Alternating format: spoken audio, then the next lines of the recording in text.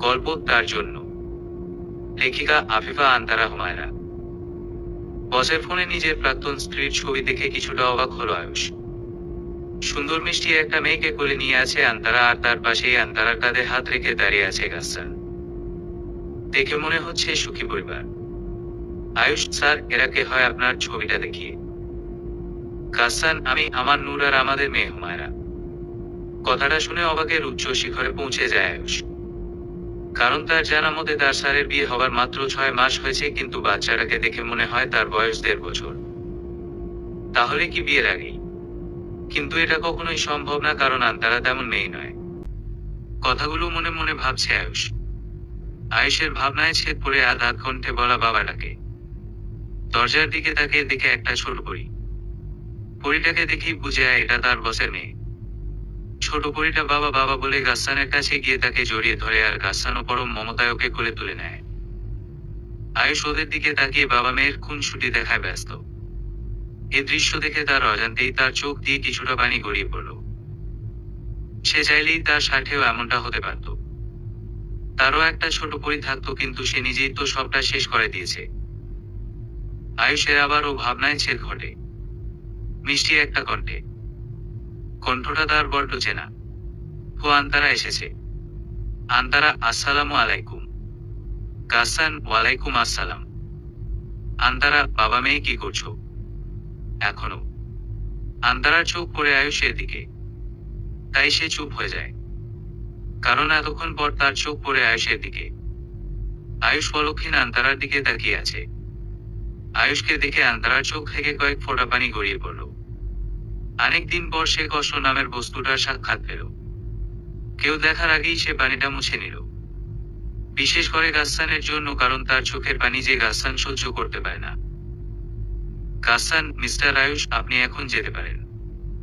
আর আন্তারা, তুমি এখনো কেন ওখানে দাঁড়িয়ে আছো? যাও জলদি, হাত ধুয়ে এসে আমাদের খাইয়ে দাও। আমার আশুপরিটার খিদে পেয়েছে। গাসসানের কথা শুনে আয়ুষ চমকে একবার গাসসান তো একবার আন্তারার দিকে তাকায়। সে ভাবে তাহলে কি পরিটা তার? কিন্তু সেটা তো সম্ভব নয়, সে নিজে তার পরিটাকে। আর ভাবতে পারছে না আয়ুষ।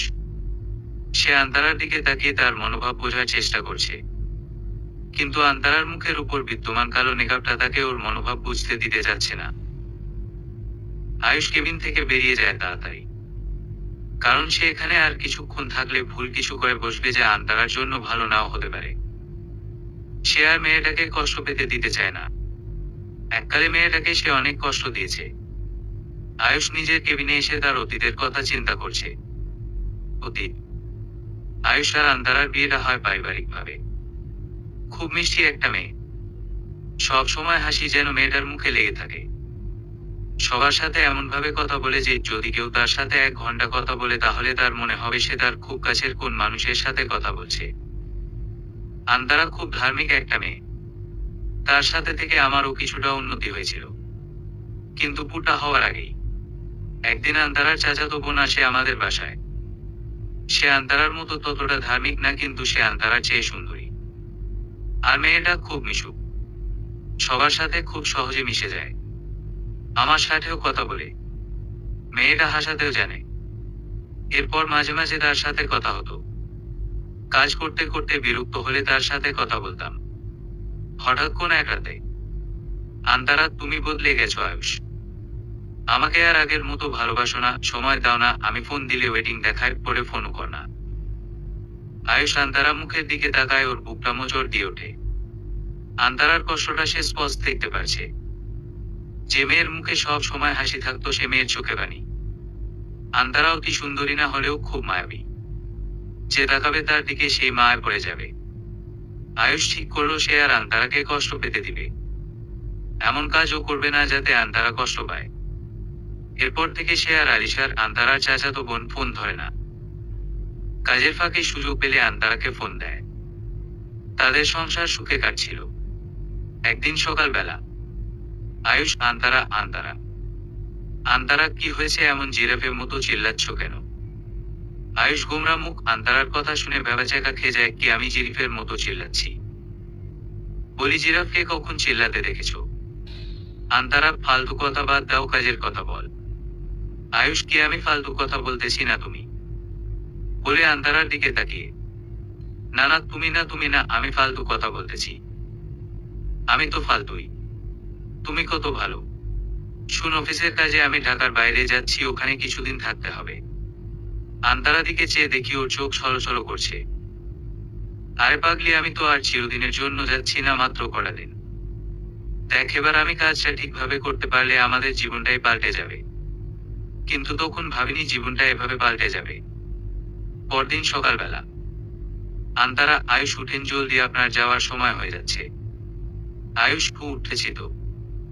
10 মিনিট সময় দাও, আমি 30 মিনিটের মধ্যে উঠতেছি, ঘুম ঘুম করতে। আন্তারা, আপনি উঠবেন না, আমি তেলাপোকা ছেড়ে দিব আপনার গায়ে। তেলাপোকার কথা শুনে আয়ুষ পরিমারি করে উঠে গেল। আয়ুষ, ভয় দেখাও কেন? ছোট বাচ্চাটা ভয় পায় না বুঝি? আন্তারা, হয়েছে, আর ঢং করতে হবে না। উঠে নামাজ পড়ে নাস্তা করে রেডি হন, আপনার বাসের সময় হয়ে যাচ্ছে। আয়ুষ নামাজ পড়ে নাস্তা করে রেডি হয়ে গেল যাওয়ার জন্য।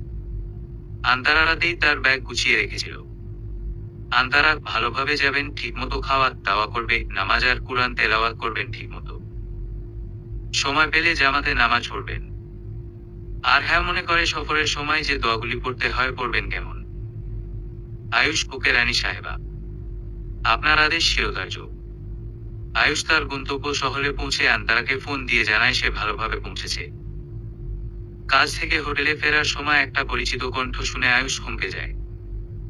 সে, আসসালামু আলাইকুম, কেমন আছেন? আয়ুষ, ওয়ালাইকুম আসসালাম। আলহামদুলিল্লাহ ভালো, তুমি? আয়ুষী, ঠিক ধরেছেন, এটা ভিলেনি আয়ুষীটা।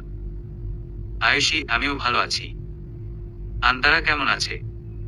আয়ুষ, আলহামদুলিল্লাহ সেও ভালো আছে। তা তুমি এখানে যে? আয়ুষী, ঘুরতে এসেছি। আপনি? আয়ুষ, আমি অফিসের কাজে এসেছি। টুকটাক তাদের মধ্যে আরো কিছু কথা হয়। কথায় কথায় জানতে পারে তারা এক হোটেলে তো উঠেছেই, তাদের রুমও পাশাপাশি। কাজের জন্য আয়ুষকে আরো কিছুদিন থাকতে হবে। আয়ুষীও থেকে যায় সে আরো ঘুরবে বলে। এ সময় যখন আয়ুষ অফিস থেকে ফিরে তখনই আয়ুষী এসে হাজির হয়। আয়ুষ প্রথম প্রথম বিরক্ত হলেও পরে আর হয় না। কারণ আয়ুষী আন্তারার গল্পই বেশি করত। সে কেমন ছিল, কি করত, তাকে সবাই কত ভালোবাসে, এইসব। কিন্তু সময় যত গড়ায় তাদের গল্প থেকে ততই আন্তারার বিষয়ে কথা বলা কমে যায়। কাজ শেষ করে আয়ুষ বাসায় আসে। ইদানিং আন্তারা খেয়াল করে আয়ুষ প্রায় অনেক রাত পর্যন্ত ফোনে কথা বলে। তার প্রতি সে উদাসীন। এর কারণ আন্তারা খুঁজে পায় না। তাই সে ভাবে আয়ুষকে বলবে কি হয়েছে। আন্তারা, আয়ুষ, কি হয়েছে আপনার? অনেক রাত পর্যন্ত ফোনে কথা বলেন। আমার প্রতিও খুব উদাসীন। নামাও আর এখন ঠিক মতো করেন না। আগের আপনি আর এখনকার আপনির মাঝে অনেক তফাতে। আয়ুষ, আন্তারা, আমার এখন কাজের খুব চাপ, তাই নামাজের সময় পাই না। আর তুমি কি আমাকে সন্দেহ করছো আমি ফোনে কাজের কথা বলি আজাইরা বেচার পারি না? আন্তারা, কাজের চাপ থাকলেও তো নামাওটা। কথাটা সম্পূর্ণ করার আগেই। আয়ুষ, দেখ আন্তারা, তোমার এসব নীতি কথা বাদ দাও প্লিজ, আর এখান থেকে যাও বলে আয়ুষ আরো কিছু করা কথা শুনিয়ে দিল আন্তারাকে। আন্তারার চোখ দিয়ে পানি পড়ছে। খুব কষ্ট হচ্ছে তার। এর আগে আয়ুষ তার সাথে এভাবে কথা বলেনি। আন্তারা ভাবে হয়তো আসলেই কাজের অনেক চাপ, তাই হয়তো এভাবে বলছে। পরে সব ঠিক হয়ে যাবে। নিজের মনকে এই বলে সান্ত্বনা দেয় সে। কিন্তু আসলেই কি সব ঠিক হবে? এর মাঝে চলে যায় অনেকদিন। আয়ুষ এখন আগের থেকেও বেশি খারাপ ব্যবহার করে আন্তারার সাথে। আন্তারাও এসবে মানিয়ে নেয় নিজেকে। কারণ সে আয়ুষকে ছাড়তে পারবে, ভীষণ ভালোবাসে যে তাকে। একদিন বাসায় এসে আয়ুষ অবাক। তাদের রুমটা অনেক সুন্দর করে সাজান। কিন্তু আন্তারাকে দেখতে পাচ্ছে না সে। কিছুক্ষণ পর আন্তারা রুমে আসে। খুব সুন্দর করে সেজেছে সে। চোখের কাজল তার মায়াময় মুখটাকে আরো মায়াবী করে তুলেছে। আন্তারা এসে একটা কাগজ আয়ুষকে দিল। কাগজটা দেখে আয়ুষ খুশি হবে কিনা বুঝতে পারতেছে না। কাগজটা আন্তারার প্রেগন্যান্সি রিপোর্ট। রিপোর্টটা পরে রেখে দিল আয়ুষ। আর কিছু না বলেই ঘুমাতে চলে যায়। আন্তারা ভেবেছিল আয়ুষ এই খবরটা পেয়ে খুব খুশি হবে আর তাদের মধ্যকার সব দূরত্ব চলে যাবে, কিন্তু কিছুই হলো না। আন্তারা খুব ভেঙে পড়ে আয়ুষের এই কাজে। কাজ শেষ করে আন্তারও ঘুমাতে যায়। গভীর রাত। আয়ুষ ফোনে কথা বলতেছে। আয়ুষ, এখন আমি কি করব আয়ুষী? আয়ুষী, কি করবা মানে বাচ্চাটা নষ্ট করে ফেলার, যত দ্রুত পার আন্তারাকে ডিভোর্স দাও আর আমাকে বিয়ে করে নাও। কিছুক্ষণ আগে আয়ুষ সব বলে আয়ুষীকে আর জানতে চায় কি করবে এখন সে। আয়ুষ, তোমার মাথা খারাপ? কি বলছো এসব? বাচ্চাটা আমার, আয়ুষীদাকে আমি মারবো কিভাবে? আয়ুষী গোমরা মুখ কেঁদে কেঁদে, তুমি কি আমায় ভালোবাসো না আয়ুষ? দেখ, আমি যা বলছি আমাদের ভালোর জন্য বলছি। আমাদের বিয়ে হলে আমরাও বেবি নিব। ও আমাদের বেবি হবে আয়ুষ। এভাবে আরো কিছুক্ষণ ভুজুম ভাজুম বোঝায় আয়ুষকে। আর ছাগল আয়ুষও তার কথা মেনে নেয়। এর ঘটনার কিছুদিন পর একদিন সকালবেলা আন্তারা জোরে চিৎকার করে বলে, আল্লাহ! আন্তারার চিৎকার শুনে আয়ুষ ঘর থেকে বেরিয়ে এসে দেখে আন্তার ফ্লোরে পড়ে আছে আর তার চারপাশে রক্তের বন্যা। আয়ুষ, এই আন্তারা, কি হয়েছে তোমার? আন্তারা, এই আন্তারা, কথা বল না। আয়ুষ যখন বুঝলো যে আন্তারা জ্ঞান হারিয়েছে তখন দ্রুত ওকে হাসপাতালে নিয়ে যায়। ডাক্তার আন্তারাকে ওটিতে নিয়ে যায়।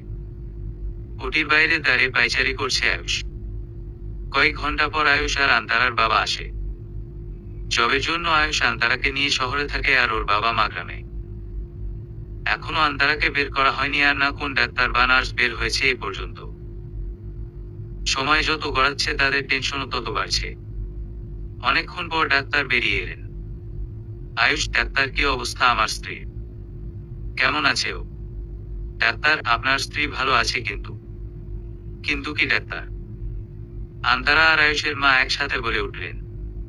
ডাক্তার, রোগী ঠিক আছে, কিন্তু বাচ্চাটাকে বাঁচানো সম্ভব হয়নি। এ কথা শোনার পর সবাই হতভম্ব হয়ে যায়। এদিকে হাসপাতালে ঢোকার সাথে সাথে আয়ুষী কথাটা শুনতে পায় আর তার মুখে হাসি ফুটে ওঠে। হাসপাতালে উপস্থিত সবার চোখে পানি। সবাই অনেক কষ্ট পেয়েছে। পাবেই না বা কেন, সবার কত স্বপ্ন ছিল বেবিটাকে নিয়ে। আর আন্তারাকেই বা কি বলবে তারা? আন্তারা বেবিদের খুব ভালোবাসে। আর সেখানে তার নিজের সন্তান। কেউ আর কিছু ভাবতে পারছে না। হঠাৎ করে আন্তারার মা ঘাবড়ে গেল। কারণ তাকে কেউ জড়িয়ে ধরে ফুপিয়ে ফুপিয়ে কাঁদছে। ঠিক ধরেছেন ড্রামাবাজ আয়ুষী ওটা। আয়ুষী, চাচিমণি কেঁদে কেঁদে। চাচিমণি, এসব কি করে হলো? আন্তারার মা ফ্লোরে পা পিছলে পড়ে গেছিল কেঁদে কেঁদে। এখন আমার মেয়েটাকে সামলাবো কেমন করে? ও যে এটা মানতে পারবে না। মেয়েটা কত খুশি হয়েছিল যখন জানতে পেরেছিল ও মা হতে যাবে। এদিকে আয়ুষ অনুশোচনায় পড়ে যায়। কি করলো ও এটা? ও জানতো আন্তারা বেবিদের কতটা ভালোবাসে। আর ও নিজের বেবির জন্য কতটা অপেক্ষায় ছিল। আচ্ছা, বেবিটাকে না মারলেও তো হতো। আসলে ফ্লোরে আয়ুষ তেল গ্লাস পানি ফেলে রেখেছিল যাতে এমন একটা কিছু ঘটে। আয়ুষী, চাচিমণি, তুমি কোনো চিন্তা করো না, আমি আন্তারার খেয়াল রাখবো।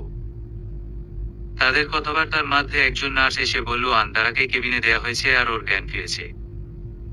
আন্তারা আর আয়ুষের মা বাবা আগে কেবিনে গেল।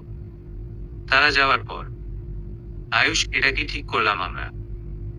আয়ুষী, আমরা যা করেছি একদম ঠিক করেছি আয়ুষ, তুমি একদম গিল্টি ফিল করবে না। তারপর ওরা দুজনেও কেবিনে গেল। আন্তারা বেডে শুয়ে চোখের পানি ঝরাচ্ছে।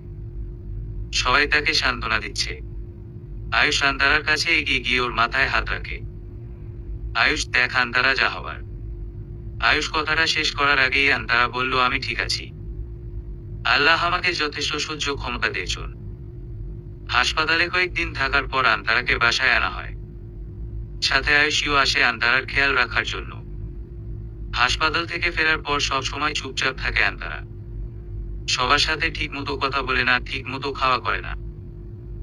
শুধু শেষ রাতে উঠে নামাজ পড়ে আর হাত তুলে আল্লাহর দরবারে কাঁদে। আন্তারার শাশুড়ি মাও থাকবেন কিছুদিন ওদের সাথে। আয়ুষী সুযোগ পেলেই আয়ুষের মাকে পটানোর চেষ্টা করে আর আন্তারার নামে কান ভাই করে। এখন আয়ুষের মাও তেমন আর আন্তারার রুমে যায়। কথাও বলে না ঠিক মতো। আয়ুষীর কাছেই আন্তারার খরব নেয়। আজ অনেক দিন পর আন্তার রুম থেকে বের হয়। আন্তারাকে দেখা মাত্রই আয়ুষের মা তার গালে চর বসিয়ে দেয়। আন্তারা, মা ছলো ছলো চোখ। আয়ুষী তখন নাস্তা করছিল। মায়ের এমন কাজে আয়ুষ ভীষণ অবাক হয়। যে মেয়েকে তার মা কখন বোকা পর্যন্ত দেয়নি আর আজ তাকে চর দিয়ে। আর এদিকে আয়ুষীর মনে লাড্ডু ফুটছে। কারণ তার প্ল্যান সাকসেস। সে তো আর আন্তারা খেয়াল রাখতে আসেনি। কুটনিটা তো এসেছিল কুটনামি করতে। ওদের এসব ভাবনার মাঝেই আয়ুষের মা আন্তারাকে তার রুমে নিয়ে গিয়ে দরজা লাগিয়ে দেয়া। 1 ঘন্টা পর আয়ুষের মা রুম থেকে বের হয়ে আয়ুষকে বলে সে যে আন্তারাকে তাড়াতাড়ি ডিভোর্স দেয়। মায়ের মুখে কখনো এমন কথা আয়ুষ আশা করেনি। ও আয়ুষীর দিকে তাকায়, তখন আয়ুষী ওকে চোখ মেরে জানান দেয় যে সবর কামাল। এ ঘটনার 7 দিনের মাথায় ওদের ডিভোর্স হয়ে যায়। আন্তারার বাবা মা এসে ওকে নিয়ে যায়। যাওয়ার আগে আন্তারা ওর শাশুড়ি মাকে ধরে অনেক কাঁদে। তিনিও কেঁদে দেন। মায়ের চোখে পানি দেখে আয়ুষ অবাক। কারণ তিনি তো বলেছেন আন্তারাকে ডিভোর্স দিতে, আর এখন কাঁদছে কেন? কিছুই বোঝে না আয়ুষ। তবে সে এটা ভেবে শান্তি পায় ওদের ডিভোর্স হচ্ছে আর খুব শীঘ্রই সে আয়ুষীকে বিয়ে করবে। আন্তারার বাবা মা ওকে নিয়ে যাওয়ার সময় আন্তারা বাড়ির দরজা থেকে ফিরে এসে আয়ুষকে বলে, অবৈধ কোন কিছুই মানুষকে শান্তি দেয় না, হোক সেটা টাকা বা সম্পর্ক। তাই যত দ্রুত সম্ভব আয়ুষীকে বিয়ে করে নিও। আন্তারা এমন কথা শুনে আয়ুষ হতভম্ব হয়ে যায়। ওর জানা মতে আন্তারার তো এসব কিছুই জানার কথা না। কারণ সে কখনোই আন্তারাকে কোন কিছু বুঝতে দেয়নি। কেমন করে বুঝলো সে? আচ্ছা, ও কি জানে বাচ্চাটা আমি মারতে চেয়েছি? আয়ুষের এত শত ভাবনার মাঝেই আন্তারারা চলে যায়। এটাই ছিল আন্তারা আর ওর শেষ দেখা। বর্তমানে মিষ্টি একটা কণ্ঠ শুনে আয়ুষ বর্তমানে ফিরে আসে। আঙ্কেল, তোমার কি মন খারাপ? কেউ বকেছে তোমায়? তুমি কাঁদছো কেন? আমাকে বল, আমি ওকে বকে দেব। আসলে অতীতের কথা ভাবতে ভাবতে কখন যে ওর চোখ থেকে পানি গড়িয়ে পড়েছে নিজেই বুঝতে পারেনি। এদিকে আন্তারা ওর মেয়েকে না পেয়ে খুঁজতে খুঁজতে আয়ুষের রুমে আসে। আন্তারা, কি করছো? আসো করি। বাবা তোমাকে খুঁজছে।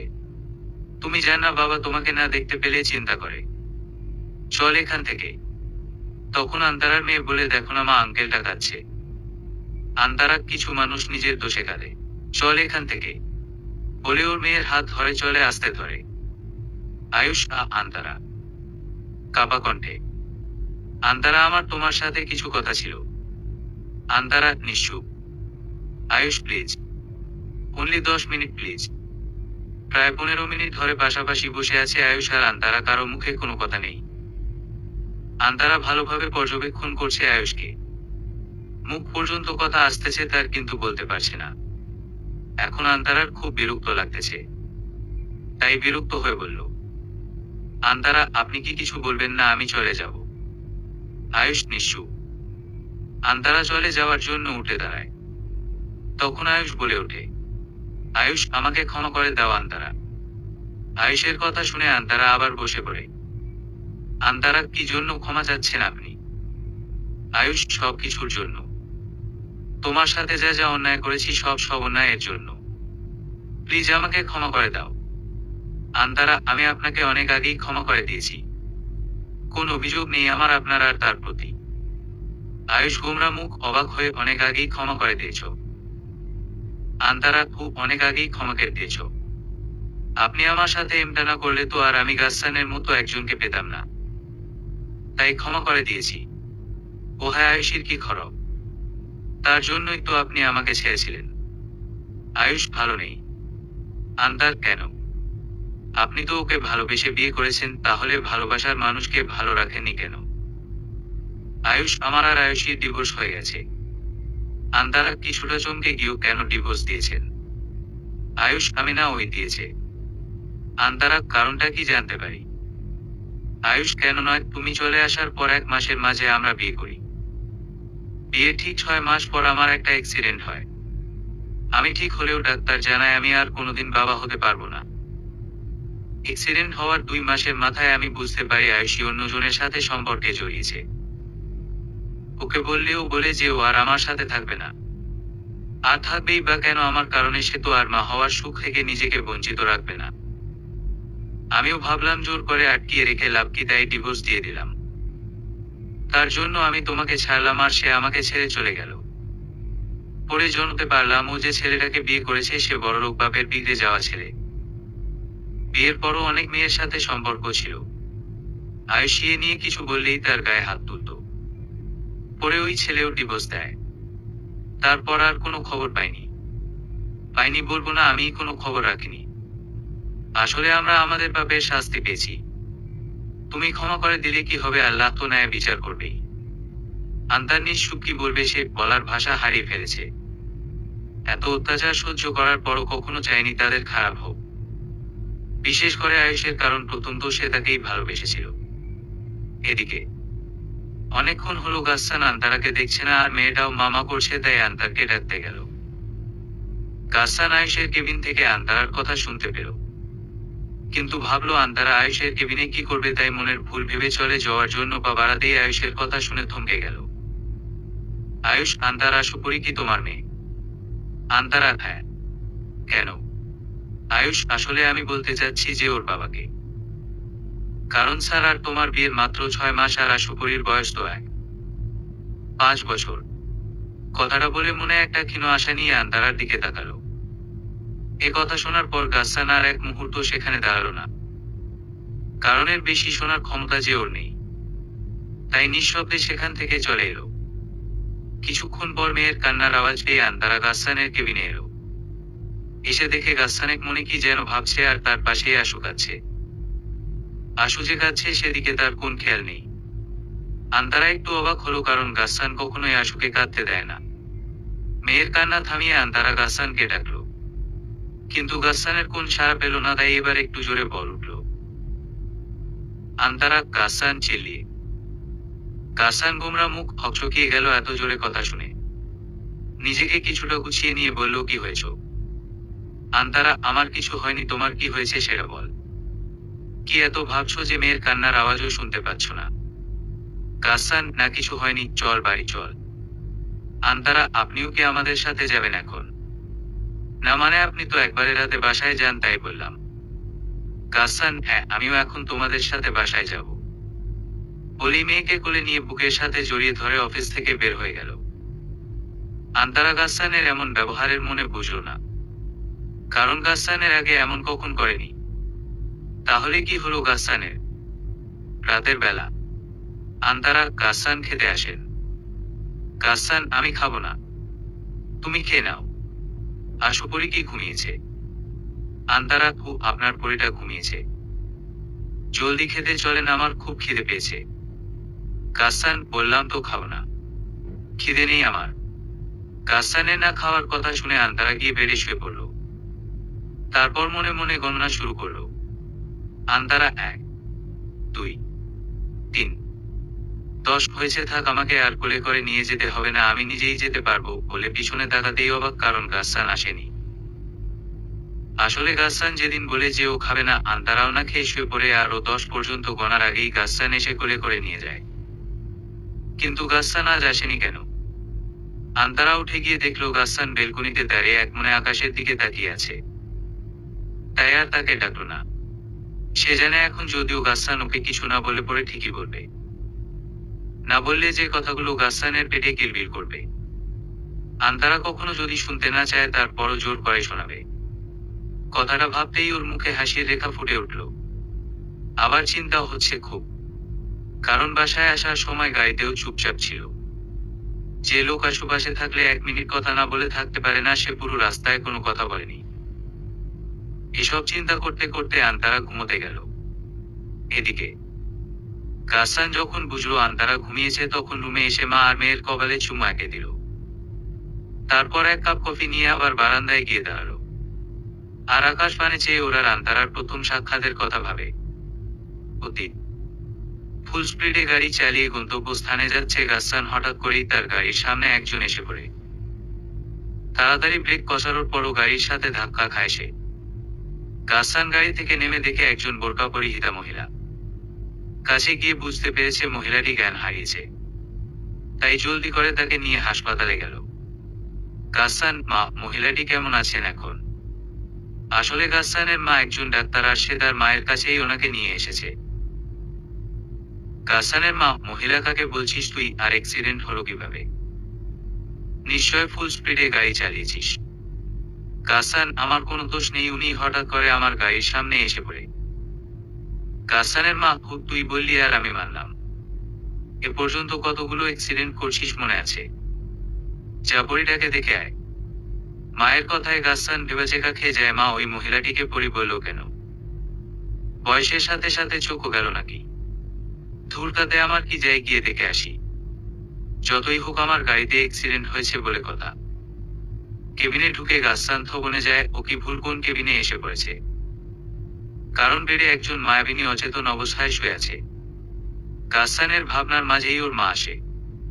মাকে দেখে বলে, গাসসান, মা ওই মহিলা কোথায়? গাসসানের মা অবাক হয়ে, তুই কোন মহিলার কথা বলছিস?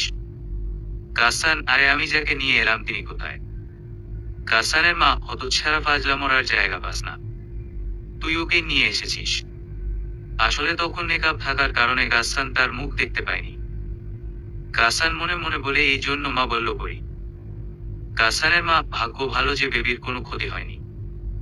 তাহলে কি জবাব দিতি মেয়েটাকে জ্ঞান ফেরার পর? গাসসান কি একটু চিল্লিয়ে, ওই বাচ্চা মেয়েটা প্রেগন্যান্ট। গাসসানের মা, খুব তুই এখন তোর কাজে যা, জ্ঞান ফিরলে আমি ওর ঠিকানা জেনে দিয়ে আসবো, তোর চিন্তা করা লাগবে না। 1 ঘন্টা পর মেয়েটার জ্ঞান ফেরে। গাসসানের মা, নাম কি তোমার মা? মেয়েটা, আন্তারা। আমি এখানে কেন? গাসসানের মা, তোমার অ্যাক্সিডেন্ট হয়েছিল, তাই আমার ছেলে তোমাকে এখানে নিয়ে এসেছে। অ্যাক্সিডেন্টের কথা শুনে আন্তারা ঘাবড়ে যায়। তাড়াতাড়ি বলে ওঠে, আমার বেবি, করুণ চোখে তাকিয়ে। গাসসানের মা, তোমার বেবি একদম ঠিক আছে। আন্তারা আলহামদুলিল্লাহ বলে। গাসসানের মা, তা তোমার বসা কোথায় মা? না মানে তোমাকে তোমার বাসায় দিয়ে আসতাম আর কি, না হলে বাসার লোক চিন্তা করবে। একথা শুনে আন্তারার চোখ থেকে পানি গড়িয়ে পড়ে। আন্তারার চোখে পানি দেখে উনি ঘাবড়ে যান। গাসসানের মা, কি হয়েছে, তুমি কাঁদছো কেন? আন্তারা, আমার কেউ নেই যে আমার জন্য চিন্তা করবে। আপনি কি আপনার বাসায় আমাকে থাকতে দিবেন? আশা নিয়ে তাকালো ওনার দিকে। গাসসানের মা, নিয়ে যাব, তবে আমার একটা শর্ত আছে। আন্তারা, কি শর্ত? গাসসানের মা, আমাকে মা বলে ডাকতে হবে। জানো আমার না মেয়ে নই, তুমি হবে আমার মেয়ে। আন্তারা গোমরা মুখ হাসি মুখে, কে বলল নেই? এই তো তোমার মেয়ে মা, বলে ওনাকে জড়িয়ে ধরল। গাসসানের মাও পরম মমতায় তাকে জড়িয়ে নেয়। রাতে গাসসান বাসায় ফিরলে ওর মা জানায় যে আজ থেকে আন্তারা ওদের সাথে থাকবে।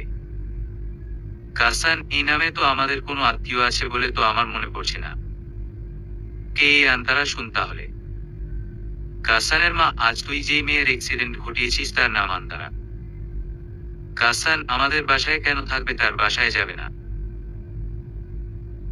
গাসসানের মা, না রে, মেয়েটার কেউ নেই, ওর বাবা মা মারা গেছে। গাসসান, ও আর তার স্বামী, শ্বশুর বাড়ির লোক ওরা। গাসসানের মা, মেয়েটার ডিভোর্স হয়ে গেছে।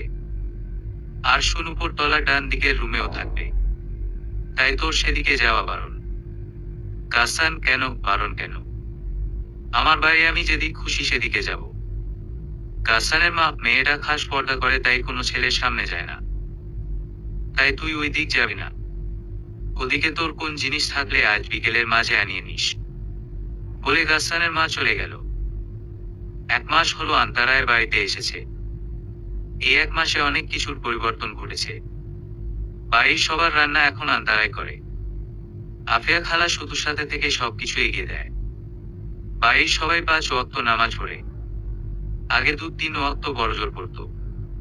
আফিয়া খালা আর আরিফ চাচা মাকে এখন আবা আর আমাকে বাবাই বলে ডাকে। আগে মাকে ম্যাডাম আর আমাকে স্যার বলে ডাকতো। আর মা আরিফ চাচাকে ভাই বলে ডাকে, কারণ তিনি মায়ের বড়। আগে নাম ধরেই ডাকতো। আর আফিয়া খালা ছোট হওয়ায় আফিয়া আপা বলে। আন্তারা নাকি মাকে বলেছে ইসলামে সব মানুষের সমান অধিকার। আর রাসূল সাল্লাল্লাহু আলাইহি ওয়াসাল্লাম বলেছেন, মুসলিমরা সবাই ভাই ভাই। এ কথা শোনার পরপরই মা এই নিয়ম শুরু করেন। একদিন রাত 1:30 গাসসান বাসায় আসে। যদিও সে 12টার মধ্যেই আসার চেষ্টা করে, কিন্তু মাঝে মাঝে বন্ধুদের সাথে আড্ডা দেওয়ার কারণে দেরি হয়ে যায়। একনাগাড়ে কলিং বেল বাজিয়ে যাচ্ছে গাসসান, কিন্তু কারো খোলার নাম নেই। আজ আন্তারার কেন জানি না খুব খারাপ লাগতেছে। শরীর ভার ভার লাগছে, তাই ঘুমাতেও পারছে। হঠাৎ করে সে কলিং বেলের শব্দ পায়। ও জানে গাসসান ছাড়া কেউ নয়। সেই মাঝে মাঝে অনেক রাতে বাসায় আসে আর আরিফ চাচা দরজা খুলে দেয়। কিন্তু আজ প্রায় 10 মিনিট হয়ে গেল চাচা দরজা খুলেনি, কারণ সে এখন বেলের শব্দ পাচ্ছে। হঠাৎ তার মনে পড়ে বিকেলে চাচা বলতেছিল তার জ্বর লাগতেছে, তাই হয়তো ওষুধ খেয়ে ঘুমিয়ে গেছে। আর জ্বর আসার কারণে হয়তো শরীর দুর্বল হয়েছে, তাই জাগনা পাচ্ছে না। তাই অন্য উপায় না পেয়ে নিজেই গেল দরজা খুলতে। দরজা খুলতেই গাসসান, কি ব্যাপার চাচা, আজ দরজা খুলতে এত দেরি হলো যে? বলে তাকিয়ে দেখে চাচা না আন্তারা দরজা খুলে দিয়েছে। আপাদমস্তক কাপড়ে ঢাকা থাকার কারণে গাসসানের বুঝতে অসুবিধা হয় না যে এটা আন্তারা। গাসসান রুমের দিকে পা বাড়াতেই আন্তারার কণ্ঠ শুনে থেমে গেল। গাসসানের মনে হচ্ছে এমন মিষ্টি কণ্ঠ সে এর আগে কখন শুনেনি।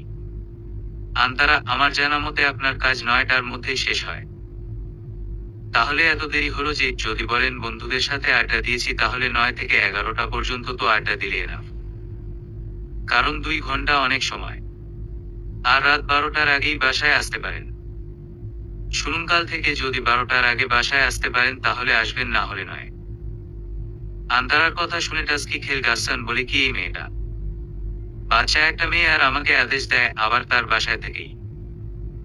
গাসসানের ইচ্ছে করছে 2-4 কথা শুনিয়ে দিতে, কিন্তু কেন জানি পারছে। গাসসান অনেক রাগী, যদি কেউ কিছু বলে তাহলে তার হাল সে বেহাল করে দেয়। কিন্তু এই মেয়েটার বেলায় কোন কথায় মুখ থেকে বের হচ্ছে না। গাসসান ছোট্ট করে বলে, আন্তারা, আসলে সারাদিন কাজ করার পর যে গাড়ি ক্লান্ত লাগে, সে চায় একটু ঘুমাতে। আর আপনি এত রাতে আসার কারণে চাচার ঘুমের অসুবিধা হয়। আপনাকে দরজা খুলে দিতে হয়, খাবার গরম করে দিতে হয়। আর তার উপর আজ চাচার জ্বর। কথাটা শুনে গাসসানের খারাপ লাগে, আসলেই তো আন্তারা ঠিক বলেছে। সে নিঃশব্দে ফ্রেশ হতে গেল। ফ্রেশ হয়ে এসে দেখে টেবিলে খাবার সাজান। খেয়ে রুমে যাওয়ার সময় আন্তারা ডাক দেয়। আন্তারা, আসলে আমি দুঃখিত, ওভাবে তখন বলতে চাইনি। এ কদিনে কেন জানি না মেজাজটা খিটখিটে হয়ে গেছে। গাসসান, ঠিক আছে বল, চলে গেল। এ ঘটনার 7 দিন পর। গাসসান, মামা। গাসসানের মা, কি হয়েছে? এভাবে ষাঁড়ের মতো চিল্লাচ্ছিস কেন? গাসসান গোমরা মুখ রাগী চোখে ওর মায়ের দিকে তাকালো। ইদানিং দেখতেছি আন্তার আসার পর থেকে তোমাদের সাহস একটু বেড়ে গেছে বলে মনে হচ্ছে না। গাসসানের মা গোমরা মুখ মিনমিনিয়ে, কি বলবি বল। আসছে আমাদের উপর খবরদারি দেখাতে, কই কাল আন্তারাকে তো কিছু বলতে পারলো না। আসলে কাল যখন ওরা কথা বলছিল তিনি উপর থেকেই সব দেখেন। আর ভাবেন মেয়েটাকে যদি গাসসানের বউ বানাতে পারতেন, মনে মনে। গাসসান, মা জোরে চিল্লিয়ে, কই হারায় গেছো? এখানে আছো, তারপরে শুনতে পাও না সেই কখন থেকে তোমাকে ডাকতেছি? গাসসানের ডাকে তার হুঁশ আসে। গাসসানের মা, হ্যাঁ কি বলবি বল। গাসসান, এগুলো কি? গাসসানের মা, কেন দেখতে পাচ্ছিস না নাস্তা? যা খেয়ে তুই অফিসে যাবি। গাসসান, নাস্তার এমন দশা কেন? মনে হয় দেখে আছে, আর আমাকেই খেয়ে নেয়ার পরতারা করতেছে, আমি ওদের কি খাবো? আসলে আজ আফিয়া খালা রান্না করছে, তাই এমন দশা। এতদিন রান্না না করার ফল। কারণ এতদিন আন্তারাই রান্না করছে। আর গাসসানেরও অভ্যাস হয়ে গেছে আন্তারার হাতের রান্না খেয়ে, তাই এগুলো ভালো লাগতেছে না। গাসসান, আন্তারার কি শরীর খারাপ, আজ রান্না করেনি যে? গাসসানের মা, না শরীর খারাপ নয়, ও বলে দিয়েছে যে নামাজ পড়বে না, তার জন্য ও রান্না করতে পারবে না। গাসসান, হোয়াট? আসলে গাসসান নামাজ পড়ে না, তাই তাকে নামাজ পড়ানোর এই উপায় বের করেছে আন্তারা। কারণ সে জানে ওর হাতের রান্না যে একবার খেয়েছে, সে থাকাতে অন্য কারো হাতের রান্না তারা খাবে না। এদিকে গাসসানের অবস্থা দেখে মা আফিয়া খালা আর আরিফ চাচা মিটমিটিয়ে হাসছে। আজ 3-4 দিন ধরে আফিয়া খালার রান্না খেয়ে বিরক্ত গাসসান, তাই ঠিক করছে আজ থেকে নামাজ পড়লে তারপরও আফিয়া খালার রান্না খাবে না।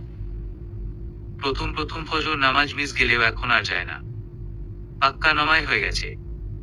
এখন চেষ্টা করে 5 ওয়াক্ত নামাজই জামাতে পড়তে। সময় চলমান, সে তার নিজ গতিতে চলতে থাকে। না কারো সুখে, না কারো দুঃখে, আর না কারো মৃত্যুতে সে থেমে থাকে। কিয়ামত দিবসের আগ পর্যন্ত সে বিরতিহীনভাবে চলতে থাকবে। কারো সাধ্যি নেই যে তাকে ধরে রাখে। দেখতে দেখতে 5 মাস হয়ে গেল আন্তারা গাসসানদের বাড়িতে এসেছে। এই 5 মাসে অনেক কিছু বদলেছে। গাসসানদের বাড়ি যেন এক টুকর জান্নাতে পরিণত হয়েছে। গাসসানের না আফিয়া খালা, আরিফ চাচা আর গাসসান সবাই 5 ওয়াক্ত নামাজ পড়ে। আরিফ চাচা আর গাসসান সর্বদা চেষ্টা করে জামাতে নামাজ পড়ার। তারা সবাই কুরআন পড়া শিখেছিল অনেক আগে, আর অনেক দিন না পড়ার কারণে প্রায় ভুলতেই বসেছে কুরআন তেলাওয়াত করা। তাই গাসসানের মা আর আফিয়া খালা আন্তারার কাছে আবার কুরআন পড়া শেখে। আরিফ চাচা আর গাসসান একজন হুজুরের কাছ থেকে শেখে। যেদিন গাসসান শুনেছে কোরআনের এক হরফ পড়লে 10 নেকি আর নামাজে ভুল তেলাওয়াতেরও নামাজ শুদ্ধ হয় না, সেদিনই সে একজন হুজুর ঠিক করে কোরআন শেখার জন্য। এখন আর দাড়িও সেভ করে না গাসসান। খোঁচা খোঁচা দাড়ি হয়েছে তার, দেখতে আগের থেকে বেশ লাগে। অফিসের কর্মচারীর সাথে এখন আর অযথা রাগারাগি করে না। কেউ ভুল করলে তাকে সুন্দর করে বুঝিয়ে দেয়। এদিকে আন্তারার ডেলিভারির ডেটও এগিয়ে আসছে। গাসানের মা আফিয়া খালা আর আরিফ চাচা তাকে নিয়ে খুব টেনশন করে। গাসান যে টেনশন করে না তা নয়, ধরতে গেলে সেই বেশি টেনশন করে, কিন্তু কেন করে তা সে জানে না। আন্তারাকে সে একবারই দেখেছে, আর মাঝে মাঝে কোন দরকারে কথা হয়েছে তাদের। এতেই কেন জানি না গাসান আন্তারার প্রতি টান অনুভব করে। গাসানের মা, আন্তারা তোমার কি আর কোন জামা কাপড় নেওয়া লাগবে? আন্তারা, এত আগে না গেলে কি হয় না? গাসানের মা, গাসানের করা নির্দেশ আজই যেতে হবে। পারলে তুমি গিয়ে বল। আন্তারা মুখ হিঞ্চি দিয়ে, তোমার অমন হাতি মার্কা ছেলের সাথে কথা বলতে হয়ে গেছে। গাসানের মা, তা পারবি তো একথা গাসানের সামনে বলতে? আন্তারা যদিও বাহিরে থেকে দেখায় যে সে গাসানকে ভয় পায় না, কিন্তু কথা বলার সময় ভিতরে ভিতরে ঠিকই কাঁপে, না জানি কখন সারের মতো দেয় একটা সার। আর সেটা কেউ না বুঝলেও গাসানের মা ঠিক বুঝে। এত কথা বাদ দাও, তোমার আর কোনো কিছু লাগবে কিনা বল। আন্তারা গুমরা মুখ মুখ হার করে, না লাগবে না। আসলে আজ আন্তারাকে হাসপাতালে ভর্তি করানো হবে। যদিও ডাক্তার 10 দিন পরে ডেট দিয়েছে, কিন্তু গাসসানের করা নির্দেশ আজই যেতে হবে। আর ওর আদেশ অমান্য করার সাধ্য কারণেই, তাই না চাইতেও আন্তারাকে আজই যেতে হচ্ছে। এজন্য আন্তারা গাসসানের 28 গোষ্ঠী উদ্ধার করছে, মানে শ্বশুর বাড়ির সহ। আন্তারা হাসপাতালে থাকাকালে গাসসান প্রতিদিন এসে ওর খবর নিয়ে যায়, কিন্তু রুমে প্রবেশ করে না। সে চায় না আন্তারা তার জন্য অস্বস্তিতে পড়ুক। আজ আন্তারার বেবি হয়েছে। আল্লাহর রহমতে সিজার করতে হয়নি। একজন নার্স একে বেবিটাকে গাসসানের করে দিয়ে গেল। নার্স, এই নিন আপনার মেয়ে। ঠিক মায়ের মতো হয়েছে, যেন মায়ের কার্বন কপি। আপনার সাথে একটু মিল নেই, বলে নার্স চলে গেল। কারণ সে তো জানে না গাসসান এই ছোট পরিটার বাবা নয়। নার্সের কথা শুনে গাসসানের মা ভাবে, যদি এমনটা হয়, যদি তার গাসসান ছোট পরিটার বাবা হয় আর আন্তারার দায়িত্ব নেয়, তাহলে কেমন হয়। তিনি আগে থেকেই আন্তারাকে আর ছেলের বউ বানাতে চাইতেন, তার জন্য আল্লাহর কাছে দোয়া করেন তিনি। কিন্তু কিভাবে বলবেন কথাটা আন্তারাকে? যদি আন্তারা ভুল বোঝে ওনাকে, সেই ভয়ে আর বলা হয় না তার। বেবিটাকে কোলে নিয়ে গাসসানের এক ধরনের ভালো লাগা কাজ করে, শান্তি অনুভব করে মনের মাঝে। কিন্তু কোথাও যেন শূন্যতা অনুভব করে। কারণ সে তো আর সত্যি সত্যি ছোট পরীর বাবা নয়। আচ্ছা, সে যদি পরীটার বাবা হয়ে যায়, তাহলে মাকে বলবে আন্তারার সাথে কথা বলতে। পরে ভাবে, না থাক, আন্তারা যদি ভাবে আমরা ওর অসহায়ত্বের সুযোগ নিচ্ছি, তাহলে। আর ভুল বুঝে যদি পরীটাকে নিয়ে দূরে কোথাও চলে যায়। এখন তো তাও চোখে দেখতে পারছে, কোলে নিতে পারছে, তখন সেটাও আর হবে না। ছোট পরী ধীরে ধীরে বড় হতে থাকে। গাসসান তো আশুপরী, আন্তারার মেয়ে, বলতে পাগল, আর আশুপরী গাসসানকে দেখতে পেলেই তার কোলে উঠতে চায়। এখন অবস্থা এমন যে মাঝে মাঝে আন্তারাও পারে না ওর কান্না থামাতে, কিন্তু গাসসান কোলে নিলেই ভদ্র মেয়ের মতো চুপ হয়ে যায়। আশুপরী এখন রাতেও গাসসানের কাছে থাকে মাঝে মাঝে। কারণ তার বয়স 9 মাস, তাই তেমন সমস্যা হয় না। আর গাসসান তো 2 পায়ে খাড়া আশুপরীকে ওর কাছে রাখতে। এমনি একদিন গাসসান আশুপরীর সাথে খেলছিল। তখন হঠাৎ আশুপরী আদাত কণ্ঠে বাবা বাবা বলে ওঠে। আশুপরীর মুখে বাবার ডাক শুনে গাসসানের চোখ থেকে 2 ফোঁটা আনন্দ অশ্রু ঝরে পড়ে। গাসসানের মা সব দেখছিলেন, তিনি বুঝেন যে তার ছেলে খুব করে চায় আশুপরীর বাবা হতে। গাসসান কিছু বলেনি, কিন্তু তিনি তো মা, তাই সন্তান বলার আগেই বুঝে যান। আচ্ছা, তিনি একবার বলে দেখবেন আন্তারকে। আল্লাহ চাইলে তো হতেও পারে। আজ প্রায় 1 সপ্তাহ হচ্ছে। আন্তারা লক্ষ্য করছে যে গাসসানের মা তাকে কিছু একটা বলতে যাচ্ছে, কিন্তু বলতে পারছে না। তাই আন্তারা নিজে থেকেই বলল, আন্তারা, মা, তুমি কি কিছু বলতে চাও আমাকে?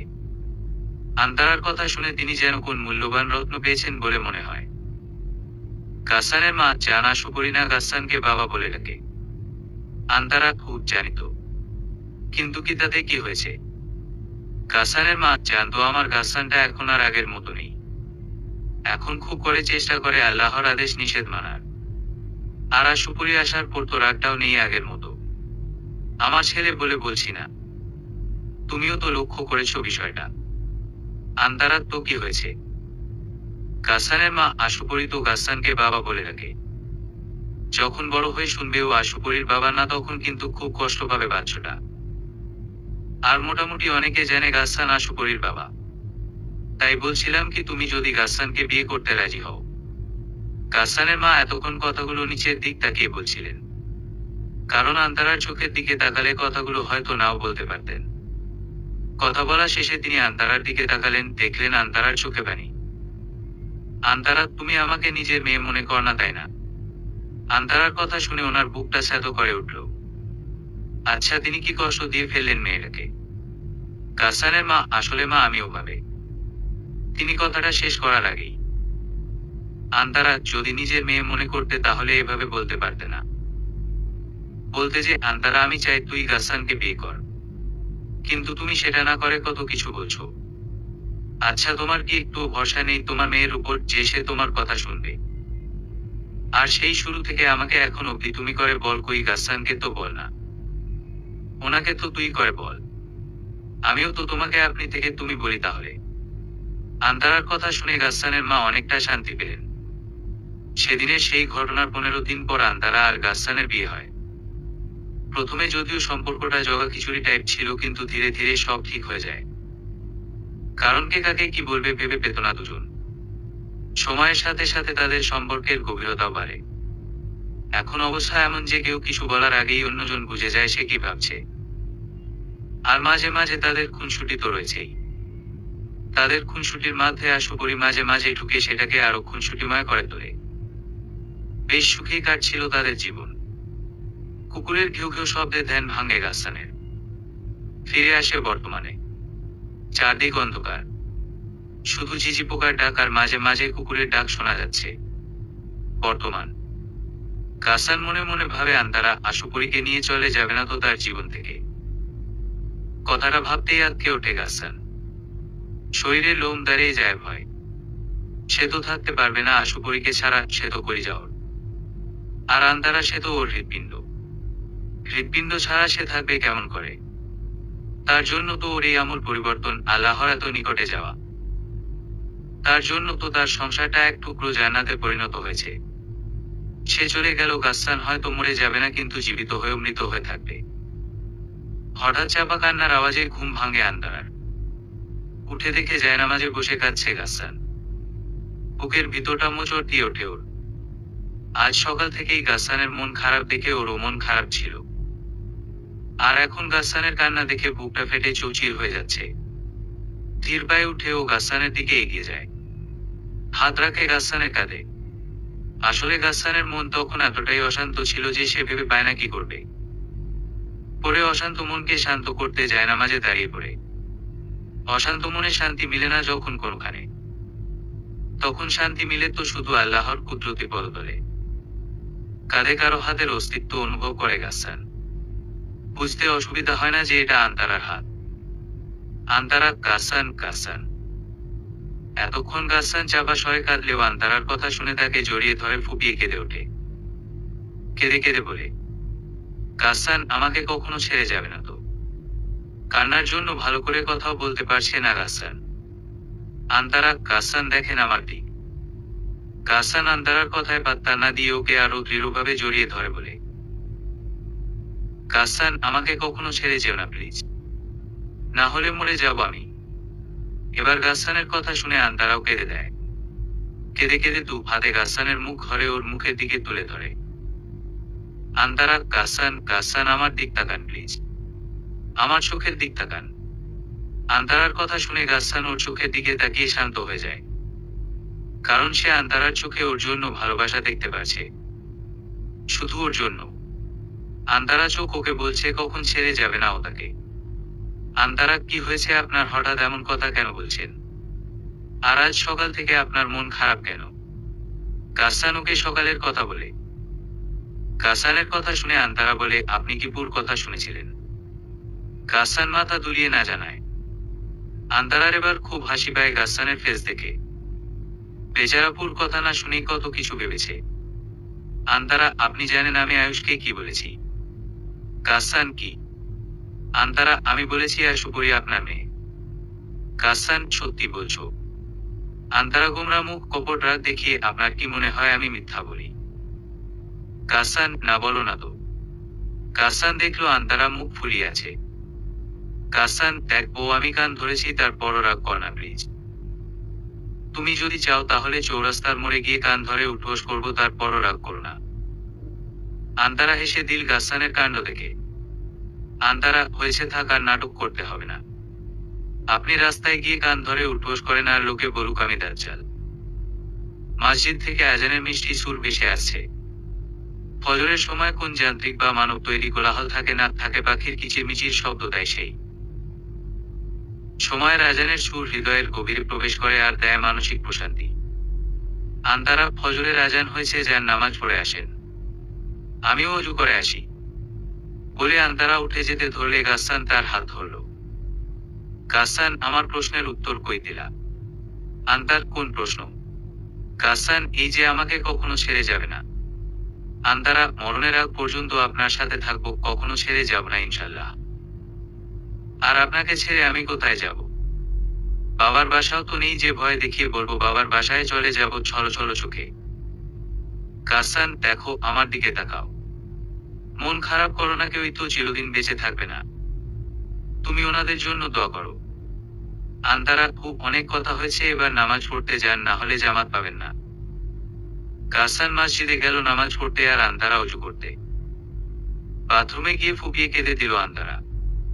এতক্ষণ অনেক কষ্টে কান্না আটকে রেখেছিল সে। সে চায় না গাসসান তার চোখের পানি দেখুক। সে যেমন গাসসানের চোখের পানি সহ্য করতে পারে না, গাসসানও ঠিক ওর চোখের পানি সহ্য করতে পারে না।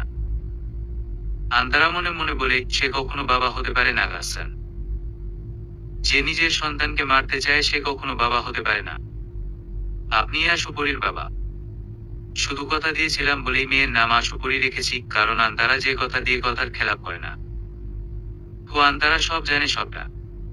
আয়ুষীর সাথে আয়ুষের সম্পর্কের কথা প্রথম থেকেই, কারণ সে তো আয়ুষকে মন থেকে ভালোবেসেছিল। তার প্রথম ভালোবাসা তার স্বামী ছিল, তাই হয়তো আয়ুষ না বললেও সব বুঝে যেত।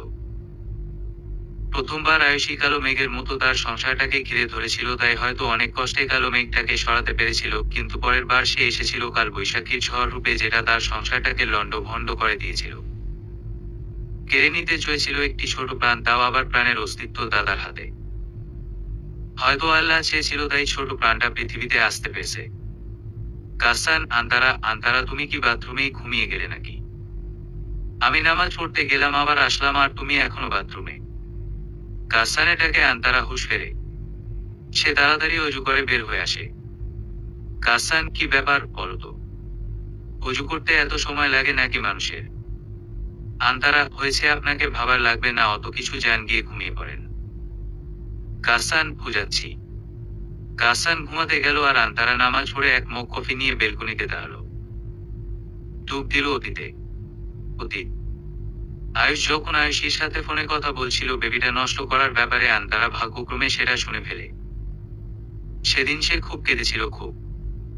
কষ্ট পেলে মানুষ কাঁদে, আর সেটা যদি নিজের আপনজনদের দেয়া হয় তাহলে তো সেটা আরো বেশি যন্ত্রণাদায়ক। আন্তারাকেও তো ওর সব থেকে কাছের মানুষটাই কষ্ট দিয়েছিল। খুব ভেঙে পড়েছিল সে, কিন্তু অনাগত সন্তানের কথা ভেবে নিজেকে শক্ত করে নিয়েছিল, কারণ তাকেই তো তার দায়িত্ব নিতে হবে যাতে ভালোভাবে পৃথিবীতে আসতে পারে। যেদিন আয়ুষ তেল আর পানি ছড়িয়ে রেখেছিল ফ্লোরে, আন্তারা সবটা দেখেছিল। তাই সে সেই জায়গায় গিয়ে পড়ার অভিনয় করে আর তার আশেপাশে আলতা ছড়িয়ে দেয় যাতে আয়ুষ তার রক্ত মনে করে। ডাক্তারকে সেই বলেছিল সত্যটা গোপন রাখতে। সে ভেবেছিল আগের বারের মতো আবার সবটা ঠিক হয়ে যাবে আর ওপরে আয়ুষকে সত্যিটা জানাবে, কিন্তু এবার আর কিচ্ছু ঠিক হয়নি, সবটা শেষ হয়ে গেছে। আয়ুষী হাসপাতাল থেকে আয়ুষদের বাড়িতে যায় আর সব শেষ করে দেয়। সেই আয়ুষের মায়ের কান ভাঙ্গা আন্তারার নামে, যার ফলস্বরূপ তিনি আন্তারাকে চড় মেরেছিলেন। তবে সেটা শুধু বাহিরের ঘটনা ছিল। ঘরের দরজার ওপারের ঘটনা ছিল আলাদা। সেদিন আয়ুষের মা আন্তারাকে ঘরে নিয়ে গিয়ে তার হাত ধরে কেঁদে দেয়। আয়ুষের মা, আমি তোর জীবনটা নষ্ট করে দিলাম তাই না রে মা? আন্তারা কিছুটা অবাক হয়ে ভাবছে, যে মানুষটা কিছুক্ষণ আগে তাকে চড় মারলো সেই মানুষটাই এখন কাঁদছে, তাও আবার তার জন্য। আন্তারা এতদিনের সংসারে ওর শাশুড়ি মাকে এতটা চিনেছে যে তিনি কখনো ওকে চড় মারতে পারে না। তারপরও মেরেছে, এখন আবার নিজেই কাঁদছে, কিন্তু কেন ভেবে পায় না আন্তারা। আয়েশের মা আন্তারার কোন সাড়া না পেয়ে, কিরে কথা বলছিস না কেন? তোর এই মায়ের উপর রাগ হচ্ছে বুঝি মেরেছি বলে? জানিস আমারও হয়েছিল তোর উপর, যখন সবকিছু জেনেও আমাকে কিছু বলিসনি। আন্তারা গোমরা মুখ মনে মনে ভাবে, মা কি সব জেনে গেছে? কি বলিনি আমি? আমদা আমদা করে। আয়েশের মা, আমার ছেলের কুকর্মের কথা আয়েশি যত যা বলুক, আমি তো আমার মেয়েকে চিনি, কোন ভুল করতে পারে না সে। তোর এই মায়ের একটা কথা রাখবি, তুই আয়ুষকে তালাক দিয়ে নতুন করে তোর জীবনটা শুরু কর। আন্তারা, কি বলছো মা তুমি এসব? আন্তারা ভেবেছিল বাচ্চাকে মারার কথা হয়তো ওর শাশুড়ি জেনে গেছে, কিন্তু না, তিনি মনে হয় জানেন না। আন্তারার ভাবনার মাঝেই তিনি বলে উঠলেন, আয়েশের মা, কি ভেবেছিস আমি মনে হয় বাচ্চাটার কথাটা জানি না কিভাবে নষ্ট হলো? আমি সব জানি রে মা, কিন্তু কিভাবে জানতে চাস না? তাই তো বলছি তালাক দিয়ে দে। শয়তান হয়ে গেছে ও, না হলে নিজের সন্তানকে কেউ। এতটুকু বলে উনি ফুপিয়ে উঠলেন। আন্তারা আশঙ্কাটাই সত্যি হলো, ওর শাশুড়ি মা জেনে গেল। আন্তারা কাউকে কিছু বলতে চায়নি, বিশেষত ওর শাশুড়ি মাকে বললে যে এমন কিছু একটা তিনি বলবেন সেটাও জানত। কারণ নিজের মেয়ের মতো ভালোবাসে তাকে, এমনকি নিজের ছেলের থেকেও, তাই তো বউ করে নিয়ে এসেছিল তার ঘরে। আন্তারা, মা তালাক না দিলে হয় না? আয়েশের মা, না হয় না, তালাক দিবি, আর সেটা 1 সপ্তাহের মাঝে। এটাই শেষ কথা। আন্তারা, ঠিক আছে, তবে আমি 8 মাস পর আর একটা ডিভোর্স লেটার পাঠাবো, সেটাতে আয়েশের সাইন নিয়েন। আয়েশের মা কিছু বুঝলো না, তারপরও ঠিক আছে বলে বেরিয়ে এলেন ঘর থেকে। তিনি ঘর থেকে বেরিয়ে এসে আয়ুষকে বলে আন্তারাকে তালাক দিতে। তালাকের পর আন্তারা ওর বাবা মায়ের সাথে চলে আসে। আন্তারা বাসায় আসার পর তাদের বাসার আশেপাশের মহিলারা আসে। তারা এসে আন্তারাকে বিভিন্নভাবে সান্ত্বনা দেয়। অনেকে আবার আয়ুষকে বকাঝকা করে, কারণ তারা আন্তারাকে খুব ভালোবাসত। দেখতে দেখতে 2 মাস কেটে যায়। এদিকে আন্তারার প্রেগন্যান্ট হওয়ার খবর ছড়িয়ে পড়ে। একজন মানুষ কখনোই সবার কাছে ভালো হতে পারে না, তেমনই কিছু খারাপ লোক ছিল যারা আন্তারাকে দেখতে পারত না। তারাই খবরটা ছড়ায়, আর ভালো খবরের চেয়ে খারাপ খবরই বেশি ছড়ায়। আন্তারা প্রেগন্যান্ট, এটা খারাপ খবর। কারণ তারা জানতো আন্তারার বেবিটা নষ্ট হয়ে গেছে, আর এখন শুনতেছে আন্তারার প্রেগন্যান্ট, তাই তারা আন্তারাকে খারাপ ভাবতে শুরু করে। যেই মানুষগুলো একদিন আন্তারার প্রশংসা করত, তারাই আজ খারাপ বলছে। অনেকে এক ধাপে গিয়ে গিয়ে বলে আন্তারা খারাপ, সেই জন্য হয়তো আয়ুষ তাকে ছেড়ে দিয়েছে। বড়ই আজব আমরা মানুষেরা, আজ যার প্রশংসা করি কাল তারই কুৎসা রটনা করি, আসল বিষয়টা কখন জানার চেষ্টাও করি না। এদিকে নিজের ফুলের মতো পবিত্র মেয়ের নামে এসব কথা সহ্য করতে না পেরে আন্তারা বাপ হার্ট অ্যাটাকে মারা যায়। তার মৃত্যুর 2 মাসের মাথায় আন্তারার মাও মারা যায়। আন্তারা খুব ভেঙে পড়ে, কারণ তার সবচেয়ে আপনজনের মধ্যে 2 জনের একজন নেই। এদিকে লোকের কটু কথা সব মিলিয়ে হাঁপিয়ে গেছে সে। সবসময় চিন্তিত থাকে। এমনি একদিন চিন্তা করতে করতে রাস্তা পার হওয়ার সময় গাসসানের গাড়িতে অ্যাক্সিডেন্ট করে। আর তারপরের ঘটনা তো আপনাদের জানা। সূর্যের কড়া তাপ আন্তারাকে ভাবনা থেকে বাস্তব জগতে আনে। সূর্যের প্রখর তাপ জানিয়ে দেয় অনেক বেলা হয়েছে, আর তাকে রান্নাঘরে যেতে হবে, কারণ নাস্তা করে গাসসান অফিসে যাবে। গাসসান অফিসে গিয়ে দেখে তার টেবিলে একটা খাম খুলে দেখে তাতে রিজাইন লেটার। লেটারটা আয়ুষ দিয়েছে। পিয়ানকে দিয়ে গাসসান আয়ুষকে ডেকে পাঠায়। কিছুক্ষণ পর, Ayush, may I come in? Ghassan, yes come in. তো আয়ুষ, আপনি জব কেন ছাড়তে চান? দেখুন আন্তারা, আপনার স্ত্রী ছিল, এটা নিয়ে আমার কোনো প্রবলেম নেই। আর এই কারণে আপনি জব ছাড়তে পারেন না। আমার মনে হয় না এটা কোন বড় বিষয় যার জন্য আপনি জব ছাড়বেন। গাসসান বুঝতে পেরেছিল আয়ুষ ঠিক এই কারণে জব ছাড়তে চাইবে যে আন্তারা তার স্ত্রী, যে কিনা আগে তার স্ত্রী ছিল। আয়ুষ, আসলে গাসসান, আপনাকে কিছু বলতে হবে না, আমি বুঝতে পেরেছি। তাই আপনাকে আমার অন্য অফিসে ট্রান্সফার করে দিয়েছি। আমি আপনার মতো একজন যোগ্য লোককে হারাতে চাই না, বলে একটা কাগজ ধরিয়ে দিল আয়ুষের হাতে। এতে আপনার জয়েনিং লেটার আছে, সেটা আপনি সেখানকার ম্যানেজারকে দেখাবেন। এখন আপনি আসতে পারেন। আয়ুষ নিজের কেবিনে গিয়ে ধপ করে বসে পড়ে। সে ভাবেছিল আন্তারা গাসসানকে সব বলে দিবে আর তাকে এখানকার জব ছাড়তে হবে, তাই আগেই সে রিজাইন লেটার দিয়ে দেও।